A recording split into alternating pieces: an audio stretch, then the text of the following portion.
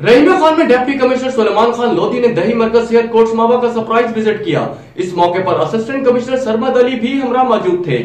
मजीद जानते हैं यासर अली गुमन की इस रिपोर्ट में। डिप्टी कमिश्नर सुलेमान खान लोधी ने दही मराकज सेहत कोटसमावा का सरप्राइज विजिट किया। इस मौका पर असिस्टेंट कमिश्नर सरमद अली भागत भी हमरा मौजूद थे। डिप्टी कमिश्नर ने डॉक्टर व स्टाफ की हाजिरी और अद्वियात की दस्तयाबी को चेक किया और मौका पर इलाज के लिए मौजूद मरीजों और इनके लवाहिकीन से तबी सहूलियात के बारे में दरियाफ्त किया। उन्होंने सीनियर मेडिकल सुपरिटेंडेंट की गैर हाजिरी और अद्वियात बाहर से मंगवाने का सख्त नोटिस लेते हुए CEO हेल्थ को सीनियर मेडिकल सुपरिटेंडेंट को शोकाज नोटिस और अस्पताल में अद्वियात मौजूदगी के बावजूद बाहर से अद्वियात मंगवाने पर DDO हेल्थ को इंक्वायरी के अहकाम जारी कर दिए। डिप्टी कमिश्नर सुलेमान खान लोधी ने कहा कि हुकूमत पंजाब की हदायत पर जिले की सरकारी अस्पतालों में मरीजों की अद्वियात की फराहमी यकीनी बनाई जाए। उन्होंने हदायत की कि मरीजों को इलाज व मुआवजा के अमल में किसी भी लम्हा तातुल नहीं आना चाहिए। अस्पतालों में डॉक्टर स्टाफ के 100% यकीनी हाजिरी बनाई जाए। कोटसमावा दही मराकज सेहत के आइंदा हफ्ते तक नई इमारत में मुंतकिल कर दिया जाएगा। अस्पताल की मुंतकिली के हवाले से उन्होंने मौका पर एक्सियन बिल्डिंग CEO हेल्थ को हदायत जारी की। उन्होंने कहा कि रूरल हेल्थ सेंटर और बुनियादी मराकज सेहत के इंस्पेक्शन का अमल जारी रहेगा,